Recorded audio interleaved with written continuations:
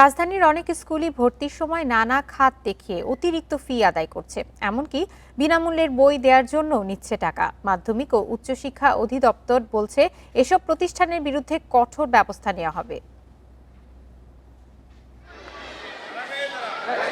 সরকারের নীতিমালা অনুযায়ী মাসিক বেতন, সেশন চার্জ ও উন্নয়ন ফি সহ সর্বোচ্চ 10,000 টাকা নিতে পারবে স্কুলগুলো।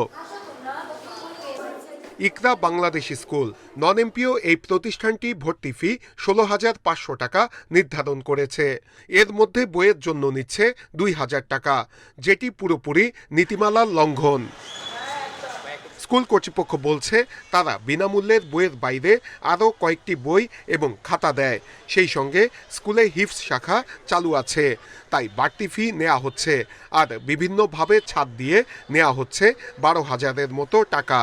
আমরা যেটুকু টাকা অতিরিক্ত নিচ্ছি এখানে, সেটা পুরোপুরি আমরা অতিরিক্ত যে বই, তারপরে কপিজ, স্টেশনারিজ, ড্রয়িং বুক ইত্যাদি ইত্যাদি যেগুলো নিই, এগুলোর জন্য আমরা একটা চার্জ করি। এরকম অনেক স্কুলেই নানা অজুহাতে অতিরিক্ত টাকা আদায় করছে বলে অভিযোগ অভিভাবক নেতাদের। বিভিন্ন গার্ডিয়ান আমাদেরকে ফোন করে জানাচ্ছে, এক একটা অজুহাত দিয়ে বিভিন্নভাবে অতিরিক্ত ফি আদায় করতেছে তাদের কাছে। প্রতি বছরই অনেক স্কুল নামে বেনামে বিভিন্ন খাতে ফি আদায় করে থাকে। শিক্ষা সংশ্লিষ্টরা বলছেন, এদের বিরুদ্ধে আইন অনুযায়ী ব্যবস্থা না নেওয়ার কারণে অতিরিক্ত ফি আদায় ঠেকানো যাচ্ছে না। মাধ্যমিক ও উচ্চশিক্ষা অধিদপ্তর বলছে, সরকার নির্ধারিত ফির বাইরে অতিরিক্ত টাকা নেয়ার কোনো সুযোগ নেই। সেই সঙ্গে বিনামূল্যের বইয়ের জন্য টাকা নেওয়া অপরাধ।